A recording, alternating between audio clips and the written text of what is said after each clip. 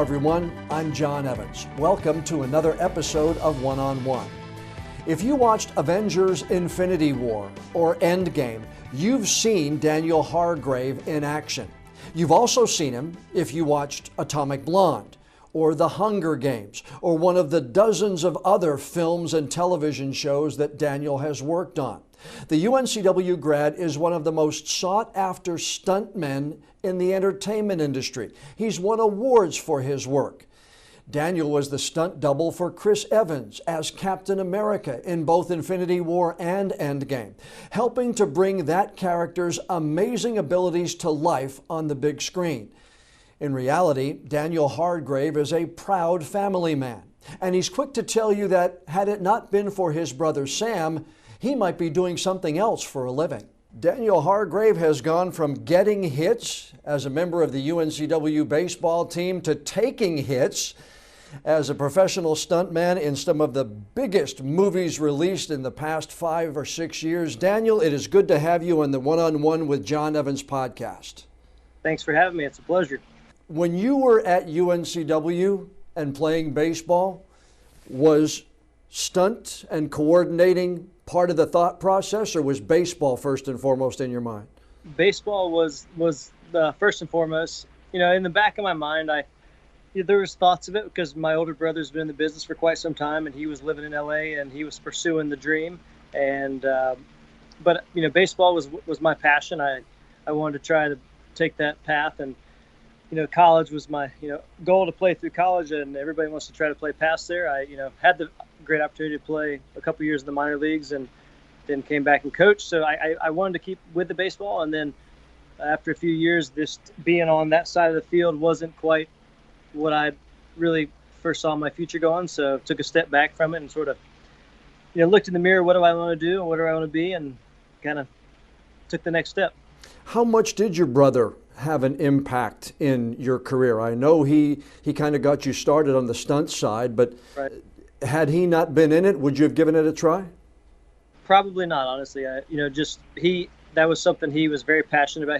His end goal, which he took the stunt route to get into, ultimately be a director, which he just directed his first feature film. Film has always been sort of his love, his passion. For me, not so much growing up. I didn't really think about the stunt world or being a stuntman was even a way to make a living.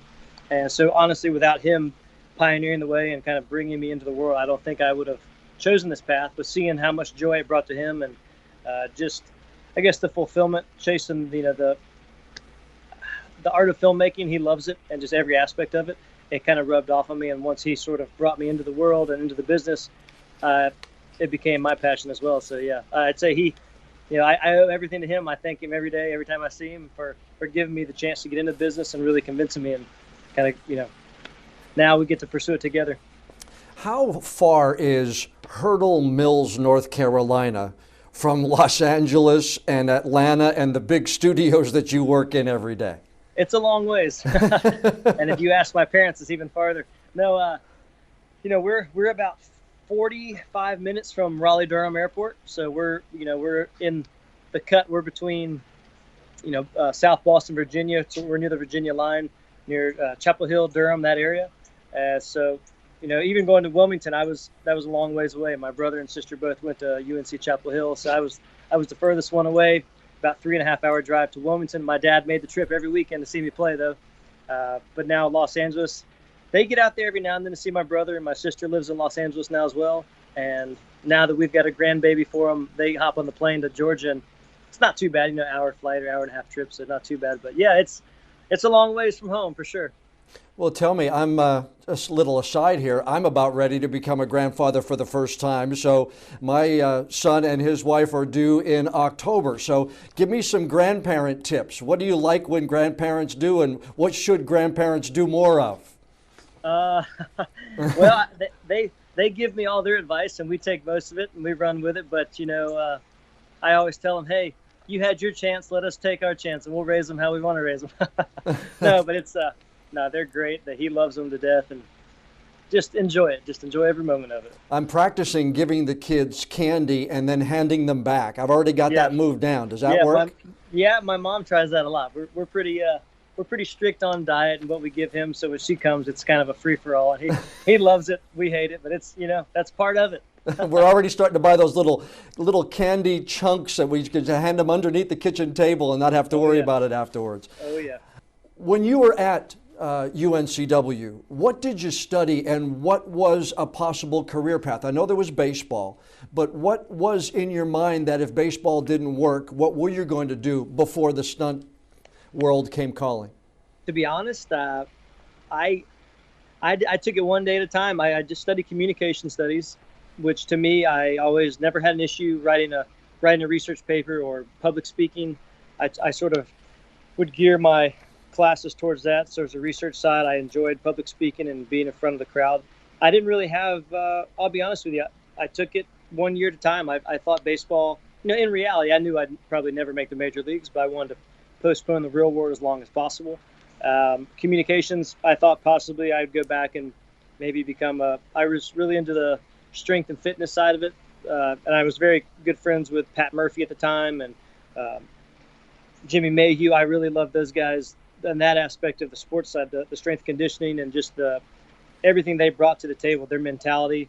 I really loved that. And I contemplated going in and getting a certificate in the strength conditioning to try to stay with the coaching. I did love the coaching. I loved the camaraderie and trying to help guys because even when I played, I taught quite a bit of lessons. I love teaching with the kids and, it's to me, the young guys, they still have the passion. They love it. And it's become less of a grind to them. So I probably would have pursued something in either the education field or the coaching field. My mother was an English teacher and my dad always coached. So I liked that aspect of helping people or some way helping shape the youth guys. So. Did you know you were still the UNCW career record holder for runs scored and total bases? I did not. Yeah, you're still number one in the record books here at UNCW. I got something. I'm probably up there in strikeouts too. But Actually, you're number 3 in home runs with 39. Number 5. This was I looked at this, and you're number 5 all time for getting hit by a pitch. So was that like some of your earliest stunt training, maybe? Yeah, I think I was either that or too dumb to get out of the way. If I was in a slump, you got to get on base somehow. That's a freebie from the pitcher. I'll take it. I thought that was interesting. I was like, well, he's been getting hit for the past 10 or 15 years, so he just started early. Yeah, you don't learn quick, I guess, and you just keep doing it over and over, and it's helped me in this career. Just too dumb to get out of the way. Well, you and I have a couple of things in common. Number one, you were drafted by the Philadelphia Phillies in 2008. I grew up as a Phillies fan outside of Philadelphia, so I grew up as a longtime Phillies fan. But you also played for the Williamsport Crosscutters. I did. And my wife grew up in Williamsport, Pennsylvania. What do you remember about there? Oh, man. I remember that they had our fan base was very interesting, very loyal. They loved us. They never booed us. We weren't the greatest team, but I remember I have good memories. I remember living I shacked up with 4 other guys. We had a cool little, it was college roommate type stuff. And we were jam packed in this little house because they were my 4 best buddies on the team. And we had our athletic trainer was a real character. Then we had a guy, his name was Rashad, who was sort of the unofficial team mascot. He was probably my favorite guy. He was a special education kid who worked for this team, and he knew every player's name, where they were from. It was unbelievable. It was almost like Rain Man. And every game, no matter what, you could have a bad game or bad day, and he was, no matter what, this kid was always in the best mood, and it really put a perspective on life. And just, I remember for one instant we were playing, my friend Mark Carver from Wilmington, he was playing up in, he was out of Penn State, the team that played up there, and they smoked us, and he was talking junk to me the whole time. And I think I was 0 for 5 with a couple strikeouts. I was like, what am I doing? And after the game, Rashad came up and was like, Daniel Hargrave, and spitting my stats out from college, and just was like hugging on me. And, I was like, you know what? I just had a bad game, but this kid he finds the positive in life. And honestly, that's probably the memory that sticks out the most from Williamsport, is just that kid who made my experience just even better than it could have been. And yeah, Williamsport, the crowd was great. The fans were great. The people there loved us. I think they cared more about the little league guys than us, but we had it great, and they took such good care of us. There's nothing bad to say about Williamsport. It is the home of Little League Baseball. It really has a great reputation. I've talked to a lot of athletes, and I've asked them the same question. Was there a day, was there a game, an event where you just said, okay, this part of my life is over, I've got to move on? I guess at that point it would have been going back to coaching at UNCW, but what made you make that decision? They made it for me, honestly. They released me in spring training. But for me, going, I think spring training, like, coming out of college, everybody's like, I'm good, I'm going to make it. I'll never forget, actually, Coach Scaff. Bless his heart, he's great with words sometimes, but he's very brutally honest. And he told me in my exit meeting, he said, what are your plans after baseball? And I said, I haven't really thought about it. He said, well, you should.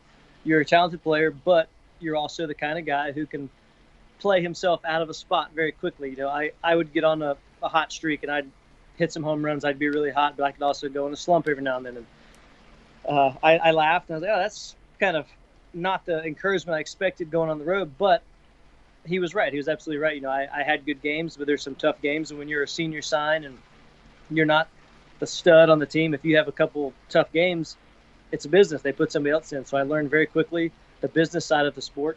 And then going into spring training, I was 22, 23, and we had some 16-year-old Dominican guys. And you take infield with those guys and hit, and you realize how amazing these kids are. And you're like, you take a deep look at yourself in the mirror and go, maybe I'm not as good as I thought I was.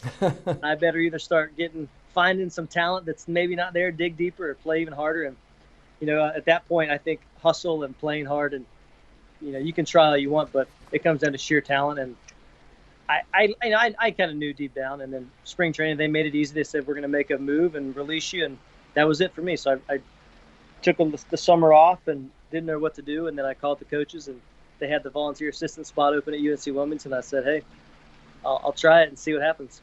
Mark Scaff just retired after a long career. You played for him and then you coached with him. Right. What did you take away from your time with Mark Scaff that you still remember even today? Not only is I'd say, Coach Scaff is just a great baseball man, a great baseball mind, but he's also a great family man. And that was kind of honestly the whole thing with Coach Scaff, Coach Hood, even Coach Jason Howell when he was there. They were such good baseball minds, but even off the field, they were just good men in the community, good family men. And I took that to heart. Like, as a 20-year-old kid, you won't admit it. You don't want to think about down the road, but just being around those guys as mentors, and they're almost a secondary father figure, and they're very helpful. And, Coach, they were just always very encouraging, and they baseball side, they just want to create good young men. And there's a lot of lessons where, punishment runs or certain things, we're getting up early to get in the weight room that have nothing to do with baseball. They're just trying to teach you some discipline in life and, preparing us, because ultimately in 3 or 4 years, none of us are going to be playing ball. We need to take a step in reality and face the real world. And I think their job is preparing you for that just as much as they're preparing for the next game. So, and Coach Scaff, there's some terms like, I'll never, he hounds it on you. Pay attention to detail. And he'd always say it, and you hear it so many times, like, oh my God, not again.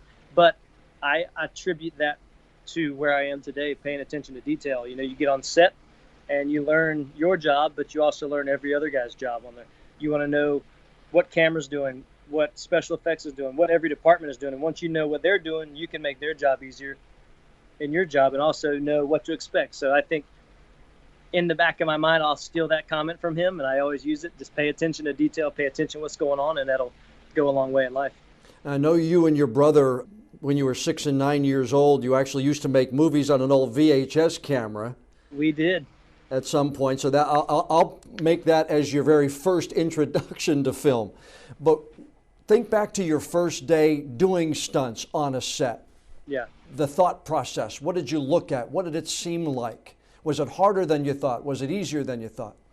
It was actually, to me, funny enough, my first day on a set, I was on the MMA movie called Warrior. Tom Hardy, Frank Grillo, and my brother was doubling Tom Hardy. Oh no, so he was doubling Joel Edgerton, and I was Taft Hartley, so I got in the Union, and there was a fight. We're in Pittsburgh, Pennsylvania, and it's about 30 degrees outside. We're outside under a circus tent, and we're doing a MMA fight. So we're in board shorts, nothing else. It's the coldest I've ever been in my life, and I wasn't used to the whole night shoot thing. So we're shooting nights, so it's about 4 a.m. I'm dog tired, and then they yell, "Okay, stunts, you're up." So my brother and I get to fight each other, and the crowd finds out we're brothers, and they're cheering and taunting us. And my brother's a very big showman, so he's playing around, and we do our thing. And for me, going from I'm dog tired, and he'll go over in the corner, he'll take a nap, and he finds a way to sleep, and then he's ready to go on action. He's ready. I'm like, oh my gosh, what's going on? And we do our bit, and that's it. And so the adrenaline dump, and then you go over in the corner, and you're like, that's it.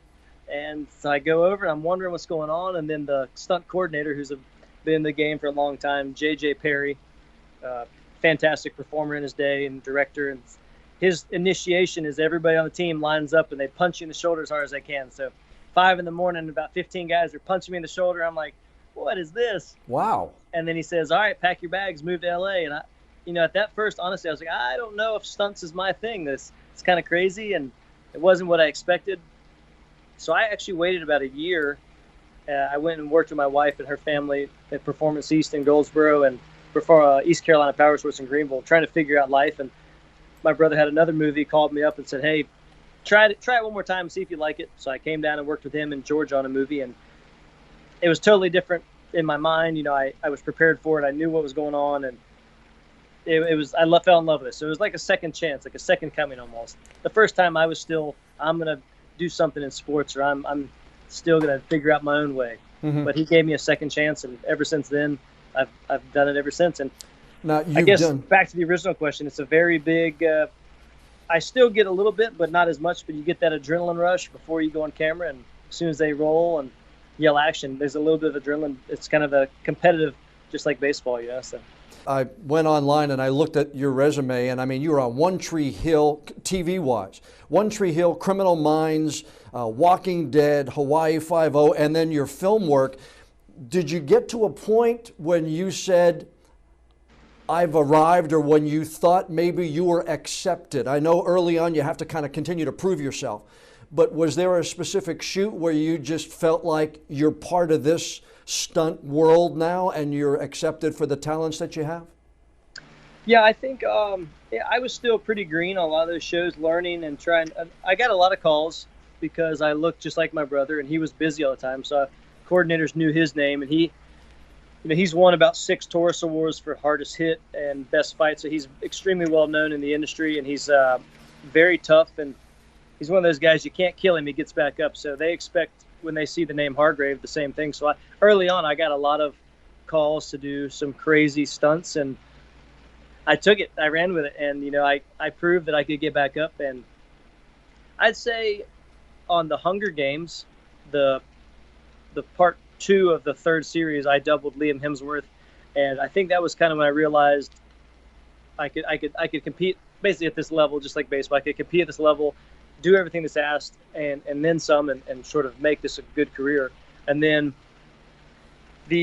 on the Accountant was really my breakout. Ben Affleck's normal double had hurt his shoulder, and they called me in last minute to do a couple gags and go through some glass, a big high fall, and some driving, and that was really, to me, really blossomed. And the crew, they expect that high mentality or that high performance, and I was able to give it to them. And then somebody actually, I remember going through, Buster Reeves is the guy's name. He's doubled Batman from all the big Batman. He's one of the biggest British stunt guys in the world.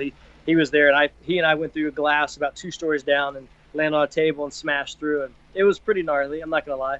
And somebody said, hey, he really Hargraved that. So they kind of coined that phrase Hargrave. It means you attack it, you make a big crash, and you get back up when you're ready to go again. So that was kind of funny. My brother laughed, and I think that's when he's like, okay, kid, you've made it, and you're not, I don't have to hold your hand anymore, Well, if you've got a term named after your last name, you have arrived. Let me tell you that. Nobody says you Evans'd it. I mean, yeah. You talked about the adrenaline rush. Let's just take that stunt you were just talking about. You go through a pane of glass, 2 floors up. Obviously, you're landing on whatever is down there to keep you safe. How much work goes into something like that? I mean, do you look at it from 4 or 5 different ways, and then finally you just say, okay, let's do it? Take me through that, because that's an adrenaline rush that not too many people share.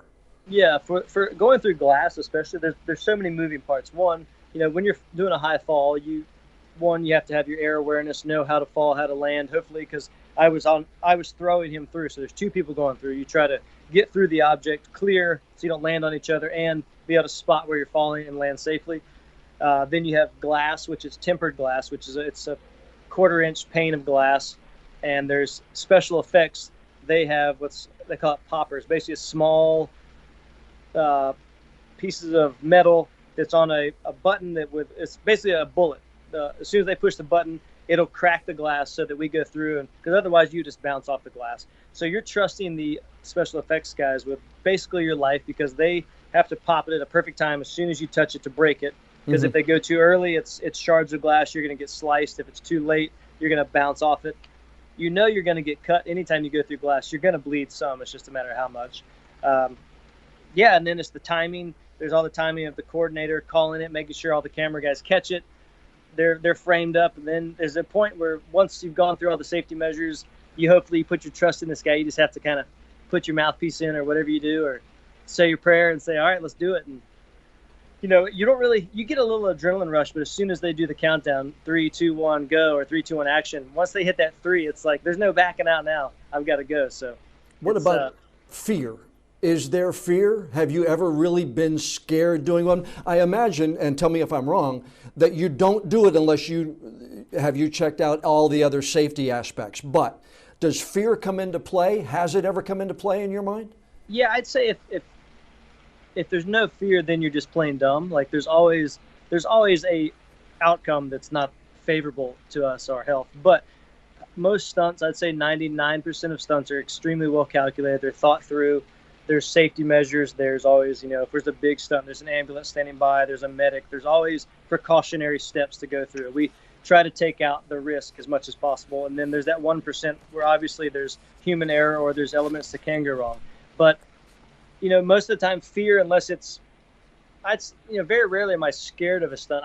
I'm realistic, like what could go wrong, but you kind of take that and you just put it back in the back of your mind, and you just trudge forward and trust the process and trust your skills. And I'm not scared of heights. I don't love heights, but there's been on the Hunger Games, we were on a line, a quarter-inch tech line, which is about as big as your pinky finger, 500 feet in the air, hanging. And then we're on a high-speed winch where they let us down to the ground at free fall speed. So, yeah, in the back of your mind, you're a little scared because they tell you, look, there's nothing. If something goes wrong, you're trusting the line and all the rigging. But if something goes wrong, normally they'll have some paths. But at 500 feet, they can't really catch you. So they say that. You're like, okay, maybe that's not the smartest thing. But then you say, I trust these guys. They're the best in the business. I trust the equipment. And you just have to channel it and find peace and just, that's your job, just perform. You're a professional. You've done this for a while, and you're one of the most highly regarded stuntmen in the industry. But you're also a human being. So is there any more of the starstruck? Do you still get that at any point in time? I think after being on set so long and working with people, every now and then there's some directors or some actors where you idolize them as a child. I think Kurt Russell, meeting him because my dad loved him, Tombstone, all the classics. Then you meet him on set. It's cool to shake their hand and they speak to you as they're not treating you like, for us they're in reality they're just people. But then when you see them, they're amazing. But when they see you on set, they don't know you from anybody. They just treat you like anybody else, and it's kind of cool to see that they separate. They're just, I'd say 95% of everybody I've worked with is just extremely down to earth, kind, genuinely good person. There's a few guys who, a lot of it honestly is also what the media makes their persona and what they're allowed to get away with. They're still good people, but when you have people in your face all the time or asking you for autographs, I can see how, I've never had that problem, but it could be somewhat annoying, I'm sure. So, but everybody has a bad day too. You just got to take it. But yeah, I guess being around it so much, is the business side of it, you don't get starstruck as much, but it's still fun to see them. And when you see them on set, some of these guys, the Chris Evans, just the whole cast of Avengers, you see them on set and you've watched all these movies and you see them perform and they're so good at their craft, and to see them act, and maybe it's them ad-libbing or just delivering their dialogue, it's really something special to see them. And there's a lot of guys who can do a lot of their own stunts. Safety wise, we're in there, but to see them, I wouldn't call it starstruck, but I guess what's the word I would, it's still not awe, but just respect for them and their craft and seeing how talented they are. Well, when a guy like Chris Evans posts Sam and Daniel Hargrave are legends, that's pretty high praise right there. And that video that I spotted on Twitter that day of you and your brother actually training him in a fight scene, you're helping to perfect and make this movie as realistic as it can be. Right. Yeah, Chris, he's very courteous to say that and very nice. He's amazing. He's one, honestly, he almost makes you mad as a stunt performer because he's so talented. And we train for weeks. We'll learn a fight and we'll practice for 2 weeks or something to rehearse it so we know dialed in everywhere we need to be, where our camera's going to be. Most of the time we teach him on the day. Like, he shows up, he says, let me see it. You show him once, he's like, okay, let's shoot it. And you're like, wait, don't you want to see it again? He said, no, I got it. He just learns so fast. Wow. And he has a background in some dance, so the rhythm, he counts it. But yeah, you're like, it took me a week to learn this, and this is my job. And he learns it one time and he sells it.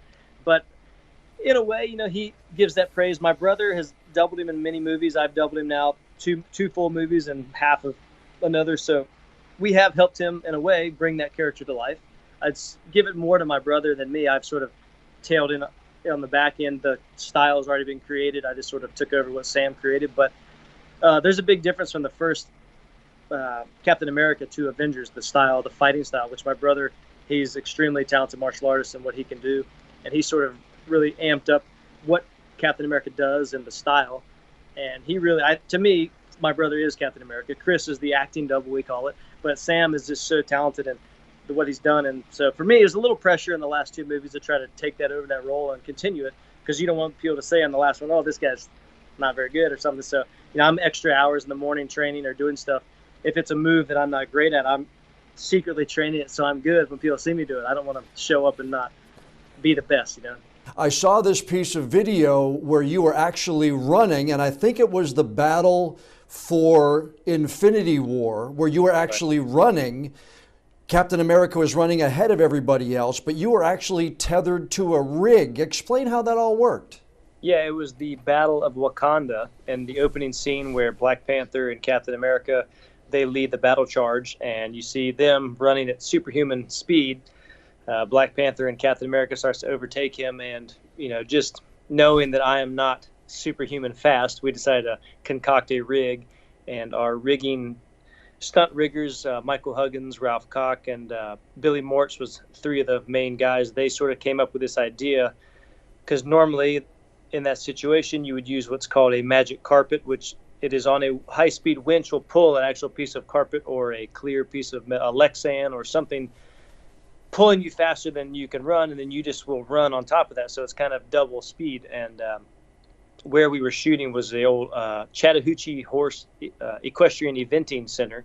So we were all through fields and down a hill, and that was not very conducive for the magic carpet. So they designed this rig, and they use what's called a high line. So there's a line about 20 feet in the air spanning about 200 feet from 2 cranes, and that was used to suspend my weight, and it had about 50% of my weight. I had some weight on my feet, and then there was a high-speed winch with a line that connected to my chest, to my harness, and that was motivating me. We gradually worked into the speed, but at the final filming stage, we were going about 22 miles an hour. So how difficult was that to keep your balance? I mean, I know it's trying to help you, but it had to be incredibly difficult, number one, to be going that fast, but number two, to maintain your balance. Right. Yeah, it was pretty difficult. I mean, we had to do some rehearsals. I mean, it's very hard because in that scene, I was actually, I was being Captain America. They put the dots on my face for face replacement. So the biggest thing is to try to not make that, oh gosh, face, I'm going to fall down. So you try to keep somewhat of a face that they can paint his face onto.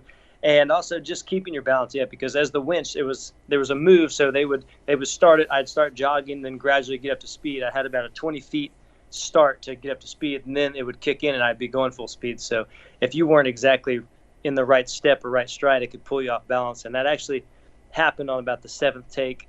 It was running, and I just lost my footing. I tried to overstride, and it pulled me, and I pulled my hamstring. And as I felt my hamstring pop, I kind of took a half stride, and then the winch pulled me down, and I face planted in the grass. I'm getting dragged at 22 miles an hour, face planted. I'm passing all these background artists, and our stunt guys are running, looking at me like, what the heck is going on? And I'm just I'm there enjoying the ride. I'm just getting dragged, trying not to break anything. And it was pretty funny. It was actually probably one of the, more amusing moments of the shoot.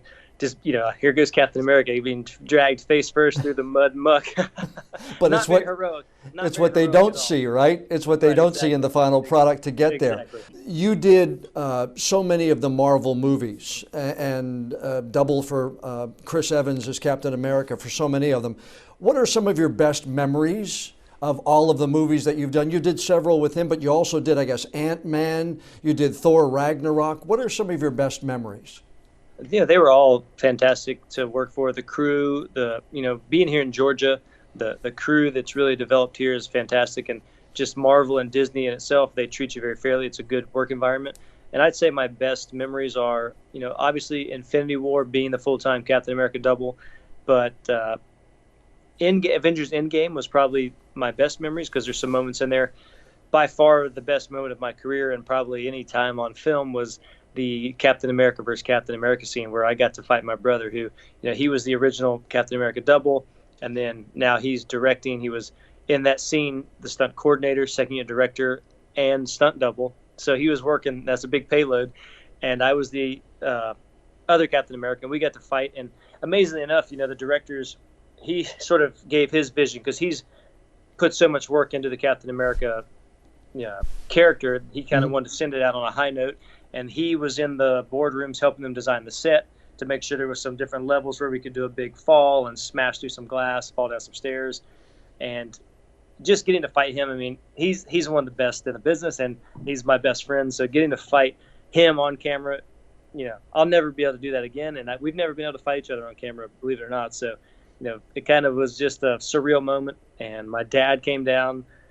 He's there on stage watching his two sons just go at it. And one time I remember he said, "You guys are idiots," because there's a scene where I'm tackling Sam through the glass. We go out this window and then we're falling downstairs and just watching it happen. He's like, there's my boys just clowning around. And what kind of reaction did you get? Were any of the stars around that day? It was a special time for you. And did Chris know how special it was for you? Did any of the other guys know how special it was? Chris was not there while we were doing some of the stair falls, but he was with us, I'd say, pretty much every other day in the fight. And I think it was kind of a cool moment for everybody because he's worked with my brother on 4 or 5 films now, and I've doubled him for a couple. So being there with the two of us, and he would play one character per day. So first day he was the flashback Captain America, who I was doubling. So he would have to learn all the choreography on that side, and I would be his double, talking to him, teaching him, and we'd fight my brother. And then the next day he would come in, and there'd be a slight makeup change. He would be the new Captain America who traveled back in time. So who my brother was doubling. So he'd be learning from him and fighting me. It was he's a remarkable just athlete and overall specimen because, he comes in and to learn that choreography in one day and then put it on camera and make it look amazing is something special. But I do think, there was kind of a magical moment there with the three of us dressed up, but we've all been sort of doing it for a while. And it was, usually it's very business-like serious, but we were having a good time, and my brother likes to play some music between takes, and for us it was just, let's party, let's send this out on a high note, and it was just a kind of a surreal moment. Your best fight, I mean, I know it's special for you, but you won an award with your brother for the fight on Atomic Blonde, I guess in the stairwell. Yes. So which one's better, or can you grade them, or do you grade them? I'd say the Atomic Blonde fight is a little more down and dirty, gritty, just 3 folks just going at it. It's do or die, and somebody's got to get out of here. And the Broughton character, Charlize, brought to life was just so brutal, really, and just the killings. And, obviously we had an rated R rating so we could have some blood and show a little more violence. But I think the Captain America fight, we have a very good chance to hopefully bring home another World Taurus Award for Best Fight. I think there's some great choreography, and they actually cut out about 30 seconds of the fight. There's whole other moments, but in that fight, we tried to include some cool choreography, some good moves, some big wrecks going through glass, stairs, just hopefully get the crowd to go, oh my God, or whoa, get you on the edge of your seat and you see it happening. Like, how do these guys live through it? And that's what we want to do to kind of stir the pot a little bit. But I'd say they're both, pretty dynamic fights, but I almost think Atomic Blonde may be, as far as the fight realism, probably a little more brutal, but I don't And know. Hopefully when people vote, they go for the Avengers one. what makes it, when you watched the Atomic Blonde fight, what made it, okay, that's good, I've got it, great take? I'd say, with her character, Charlize did about 99% of it. Her stunt double, Monique Ganderton, did some of the falls down the stairs, but Charlize was so in it every scene and every take, and she was just brutal. But the take where Dave Leitch, who was directing, he just directed Hobbs and Shaw and John Wick as well. But usually he'd move on as if the pure exhaustion between the two stunt guys or her, and just seeing it look real. And there was a few takes where there might be a miss on one punch or something, so we'd go strive for perfection. And there was a couple takes he said, all right, great, we got it. And Charlize would say, no, let's go again, I can do better, which is very rare to see an actor or an actress go in there and want to do more physical activity. But she was fantastic. Do you respect actors who do their own stunts?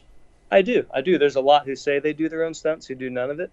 And there's a lot of guys who actually do a vast majority of the work.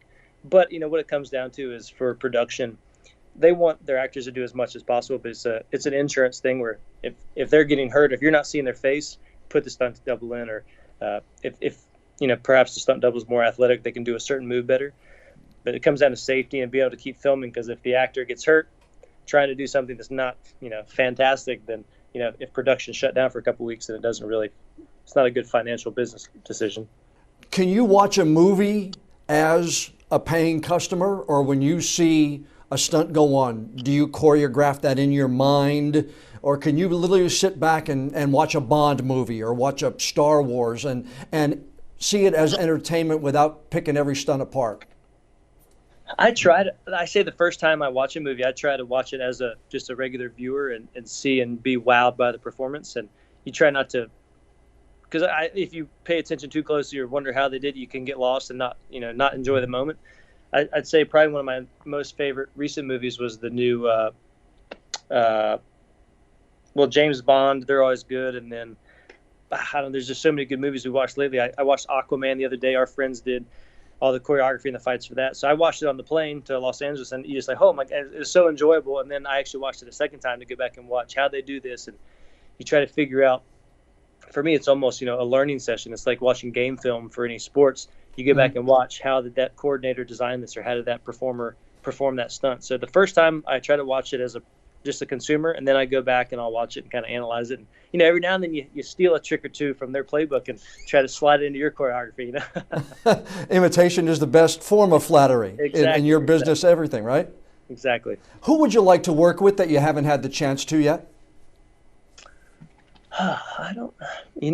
I feel like I've worked with so many people in this business already. I don't have anybody specific, to be honest with you. I had a chance to work on the Quentin Tarantino Once Upon a Time in Hollywood.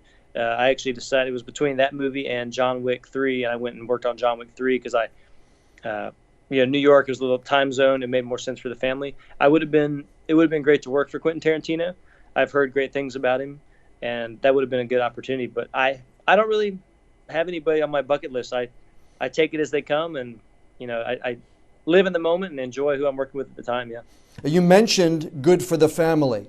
What's it like being a dad? Did being a dad and Hendrix arriving with you and Candace, did that change your mindset toward jobs you take, or in the back of your mind you're thinking there's a young life who depends on me that wasn't 6, 8, 10 months ago?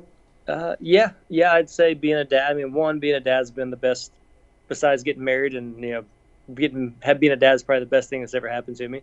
And we do try to make all our decisions based around family. I've had many opportunities to go do different shows, but whether if they can't go with me, we try to never be apart more than 2 weeks. You just sometimes that messes up the flow. You kind of want to keep what's going on, keep it going. I had a chance to go work with my brother on his movie he just directed. He went to India and Thailand and a couple other places in Bangladesh, which I wasn't going to go. One, I wouldn't be able to see my kid. I'd have missed his first steps. And, movies come and go, but seeing their first steps or seeing the first words, to me, that's more important. In 30, 40 years, nobody's going to remember what movies I worked on, but my son hopefully will remember if I was there and, involved in his life. So for me, it's changed. It puts things in perspective. So yeah, it's changed a little bit. We still try to work hard and chase the dream and get any jobs we can, but family is always in the foremost part of my thinking. Doesn't Candace do some stunt work as well? Yeah, she does. Yeah, she's doubled quite a few characters. She's worked on quite a few Marvel shows as well. She does a lot of stunt driving, and she's tough, man. I remember last year on MacGyver, I was coordinating, and she was doubling one of the lead actresses, and she was over in the corner. Hendrix was probably, I don't know, 5 months at the time, 6 months, and she was still breastfeeding, or still is breastfeeding. But she was over in the corner in her wig and her outfit, and she's with her breast pump over in the corner pumping, and we're setting up a fight. I have somebody else, standing in. We're designing the fight, setting up camera, and I said, all right, Candace, come on. She puts her pump away, comes in, does a fight, and we slam her through a breakaway table. I mean, it was a pretty nasty fall. She hits. I yell, cut. We got the shot. She goes back, starts pumping, and then it's just, the life of a working mom. It's crazy. But everybody thought they're like, oh, she's crazy. She's tougher than you. So she's made quite a name for herself in the business already. Is it difficult then? I mean, from that aspect, you're working with an actress, but you're worried about your wife. I'd imagine there's got to be a little bit of that in there. Yeah, you kind of have to separate it. I'm not going to put her in a situation where I feel like she's going to be in danger, or if something happens, so she can't go home and take care of our son. So, we have the conversation beforehand. This is what's going to happen. This is the job. And, certain, even other stunt coordinators or other shows call, there's always that thought of, make sure safety, or there's always a good chance I get out of this in good health. But, at the same time, when she's there on contract and she's doubling, she's so professional, and it's showtime, I'm not going to take it easy on her just because she's my wife or because that's the mother of my child. You kind of have to go in and perform, and she knows that. So what's next for? It's kind of great. Yeah, I might actually be a little more tough on her just because she's my wife. What's next for not just you, but I know Sam, you said directed his first film. What's next for him? What's he working on, and what's next for you? Sam, yeah, he just directed his first. I think it's pretty amazing. A pretty large budget Netflix show with Chris Hemsworth was the lead actor. Joe Russo from the Russo brothers, who directed Endgame, they wrote it and were part of the producing company. Right now, he's in post-production still. He's turned over his first draft of the movie. He's still working on that, and they're hoping for a early 2020 release, possibly, a little bit of theatrical release, but more than likely straight to Netflix. And he's already in meetings, hoping, trying to line up the next show. He's chomping at the bit, ready for the next one. And he's, right now he's hot. He's the name is hot. He's trying to strike while the iron's hot. Mm-hmm. And for me, I'm currently stunt coordinating and second unit directing on the TV show MacGyver for CBS. And this runs as of now, till the end of November. And there's a chance they get picked up for a few more episodes, which could take us into the spring. But I've been doing some meetings and, bouncing around. I'd love to, hopefully everything works out where when Sam directs his next movie, I'll stunt coordinate and second unit direct for him, because I have not coordinated for him yet while he's the boss. I like working under him, but it'd be fun to kind of work together and keep the family going. But well, there's the Russo brothers, and then who knows, the Hargrave brothers could be the next big name in brothers in movie making. That's right. I mean, this business, stunt business and the film business, there's a lot of nepotism. There's a lot of brothers and families in it, especially in the stunt world. There's a ton of big names, the Jack and Andy Gill, they're legends of it, and the Dashnoff family. There's just a ton of families who dad starts it, the kids start, and then all the brothers. So yeah, I love it. And right now we kind of have the Hargrave family in the business, and ideally that'll be the next show we get together, but it's still early in the planning stage. We'd love to get you back here to Wilmington for a visit, to bring the family back here to the beach. How about it? Yeah, we'd love to get down there. We haven't been home quite as much as we'd like to. My family's in North Carolina still, and my wife's family, but we try to get down there, a couple of times a year, but we'd love to get to Wilmington. We miss it, and hopefully maybe they'll change or talk to who needs to be in charge there, try to work on this film incentive. I know they have a great infrastructure and the stages there. We'd love to get some shows back there. So yeah, we'd love to have you back here. Again, Daniel, I appreciate you taking the time, and it's great that your success has become what it is, and you've made such a name for yourself, and we wish you all the best. Absolutely, man. It's an honor to be on here, and I miss you guys, miss Wilmington, and anything else we can do to help, just let us know. A big thank you to Daniel Hargrave for sparing some of his very valuable time and sitting down for this week's podcast interview. In fact, I need to give him a special shout out. We had some technical snafus during the first night we talked, and he was kind enough to let me call back and complete the interview and talk about some of the other things that I hope you really enjoyed. Now keep an eye out for Daniel's name on the credits of MacGyver as he continues to stunt coordinate and even direct the second unit on that CBS show. And his brother Sam's first feature-length film called DACA, starring Chris Hemsworth, should be released sometime soon on Netflix. Now, before we go, I'd like to ask a favor. Please subscribe to the One-on-One with John Evans podcast on whatever podcast app that you use. And if you would be so kind, leave us a rating or a review. The more of those that we get, the higher we'll be listed on all of the podcast sites. I'm John Evans. Thanks so much for listening to this episode of One-on-One.